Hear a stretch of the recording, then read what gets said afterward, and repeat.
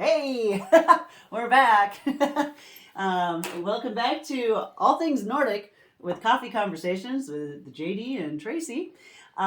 Today we're going to talk about what the Nordics believed, like the Nordic belief system.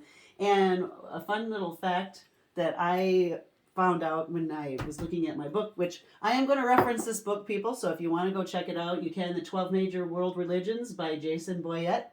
And then also, he has a lot of information about this too, so we'll just kind of go back and forth and see where you agree and where you disagree, and just talk about the belief systems of the Nordics. Now, one thing I did realize, and through this book, is that the Nordics, they didn't actually even think of it as a religion.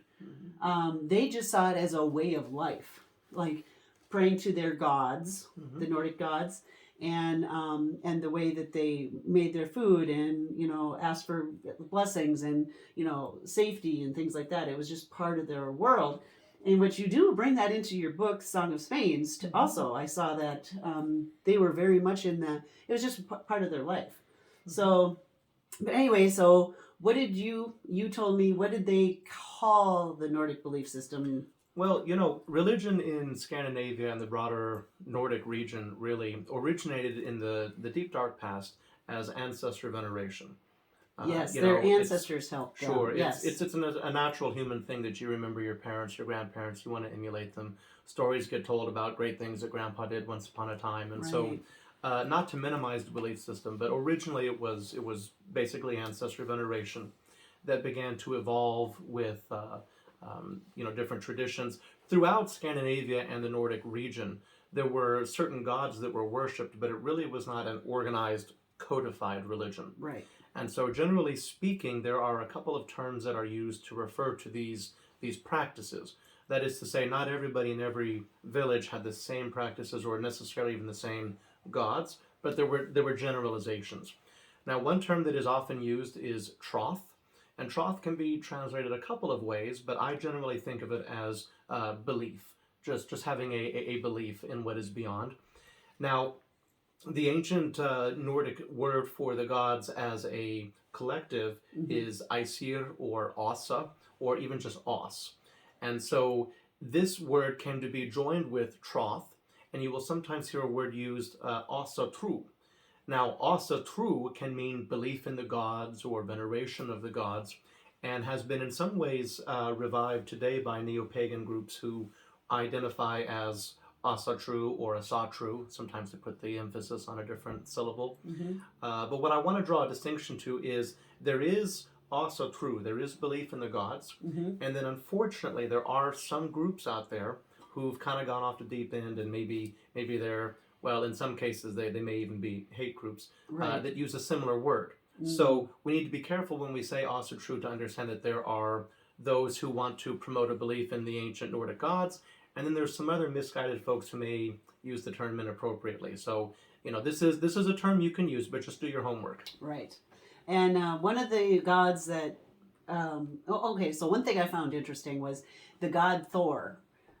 When I read your book and when I was doing a little bit of research before we did this, I wanted to learn more about the Nordic religion and like what they did believe and why they believed it.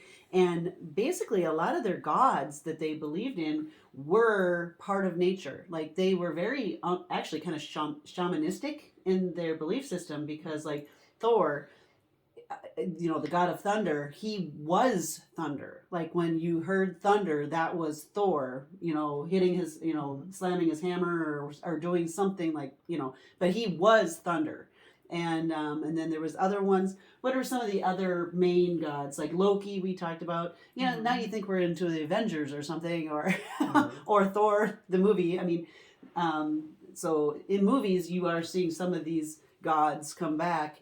How close, this is just, I didn't ask him this question before, so this is very raw information here. How close do you think, like, the Avengers movie and Thor depicting, like, because they have Asgard in there, and that is their heaven, correct? Well, these movies are entertaining, but they're really caricatures. They really don't do any justice. They don't justice do a at whole all. lot. They have the names like Loki and Thor and Asgard. But and Odin, they had Odin as his father. So because Odin was the father of Thor and Loki, correct? In actual mythological. Well, so in the old pre-Christian belief, Odin is referred to as All-Father, Okay. and he is considered to be the chieftain and the father of the gods. Odin was believed to have sired Thor, Okay. and in the old religion, Thor was, his name in English and Icelandic is Thor. In Swedish it was Tur, but in the Germanic languages it was Tunor or Thunor, which is related to our English sounds word like thunder, yeah. Yes. But Thor kind of occupied the position in pre-Christian Europe of sort of a messianic figure like Jesus. He was considered to be the closest to mankind. In fact, he had a mortal mother. And Thor was known as the protector or the brother of mankind. And his primary role was defeating whether it's natural forces or spiritual forces that threatened mankind. So he was very loved by the Nordic people, and they viewed him as a personal protector, very often wearing a symbol of his, which was a hammer, inverted in a very similar symbol to the cross. Okay. And this was actually an avenue of Christianity coming into Scandinavia, that when people heard stories about Jesus and his work for mankind and the cross, in their mind, they related it to Thor, the protector of mankind. Yes. That was another thing that I did realize. Actually, I learned about this a few years ago. I got a pagan book just for, because I wanted to learn more about another religion. And the pagan system, like where they have like Christmas, is actually over one of the pagan holidays, the winter solstice. And then there was also, do you know the other? Well, there was like a winter. Yeah, well, there was an early pope who corresponded with bishops that were trying to convert the people in Britain and Northern Europe and that sort of thing.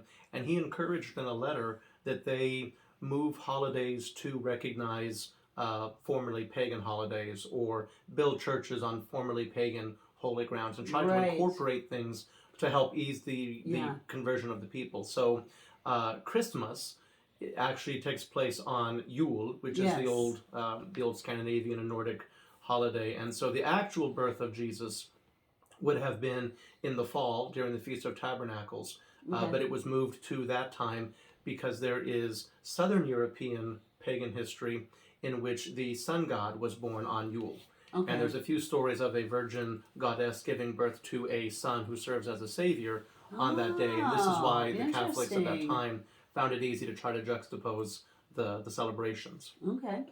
Yeah, and actually Easter and like the maypole, all of those were pagan holidays that they and even the Christmas tree in the house is actually a pagan ritual. Well, nothing exists in a vacuum. Right. As far back as ancient Hebrew history, in the book of Jeremiah, the Hebrew God tells the prophet to tell the people, do not decorate a tree and bring it into your home as the pagans do. Oh. I mean, so thousands of years ago, now I don't know that that's referring to Christmas trees, Oops. but it's certainly a similar correlation. So all of these kinds of things, different cultures, different religions, they all grew up together. Right. So nothing exists in a vacuum. Yes. Except maybe Finland. Exactly. Oh, hey, speaking of Christmas, you were telling me about a Yule bug. Oh, yeah. So Yule bug is a fun tradition from Scandinavia in which straw or wicker is used to form sort of like a little ram. It's a little festive ram. You can see really big ones, you can see small ones. They may be on somebody's desk at work, or they may be positioned outside their front door at home. But it's usually a little ram representation, often with a cute little red ribbon wrapped around it. And it's just something that is traditionally displayed around Yule, around Christmas. And we're going to try to put one in the background the next time we get together. Sure, I'll have to bring my Yule bug. You'll have to say something down below, or go to reallyloveyourlife@gmail.com and let us know, hey, I saw your Yule bug. Yes. And also, feel free to give comments and let us know what other religions or what other things you'd like to hear about or learn about, or if you know of something that you are like, hey, I learned this really interesting thing, like we were talking about the golf thing the other day. Yeah. That you just think that people would be really interested, like the whole Nordic belief system and how it got taken over by the Christian faith, and how the things kind of started to mirror each other, and then also the other thing about the Nordic system is their heaven and hell system. Like, do they believe in heaven and hell?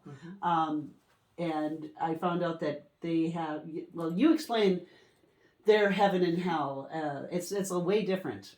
Well, not everyone in ancient Scandinavia was a theologian, just like today, but there were basic generalized beliefs that tended to be common to the people. And in the Nordic belief system, your destination after death was part to do with how you lived your life and part to do with how you died. So, for example, most people have heard of Valhalla. Valhalla literally means hall of the slain, and this was the realm over which Odin presided. Valhalla was generally where folks went who had died valiantly in battle. Now, he had a deal with Freyja, another goddess, that he would take half of the slain and she would take half. So the idea was that after a battle, Freyja and her Valkyries would come and would take half of the slain and he would take the other half. Valhalla seemed to be an ideal place for warriors. You spend all night long carousing and drinking and celebrating. Then you fall asleep, and in the morning you wake up and you spend all day training and mock fighting and whatever, and then you spend all night partying again. All of this leading up to the final battle of Ragnarok. Ragnarok, yes. yes. So you're in training for the Ragnarok. Yes, and which is basically the end of times, which is when, and it says in the book that I read that Ragnarok is basically, they did the whole Ragnarok on, I'm forgetting my Avengers stuff. Well, but the anyway, Ragnarok was supposed to be the culminating battle, but the funny thing is this, after Ragnarok, the earth is destroyed by fire, everything's destroyed. Except for a man and a woman. woman. Then an island rises up out of the sea, and there's a man and a woman, and there are two deities. One of them is the beautiful god of light, Baldur, who was son of Odin. Okay. And then there's a second one. Now, when the missionaries came into Scandinavia, they told the people, Ragnarok is not a future event, it's a past event. Yeah. You see, that man and woman were Adam and Eve, and the bright sun god, son of the supreme god, was actually a representation of Jesus, who is the son of the living God. And so for a lot of folks in ancient Nordia or Scandinavia, this sounded believable. And as I said, they weren't all theologians. So it's a comparison of religion that we see even today. But there's certain themes and patterns that seem to be repeated throughout history wherever you are. Nice. All right. Well, that is all for now. And hopefully we'll see you again next time. Bye-bye.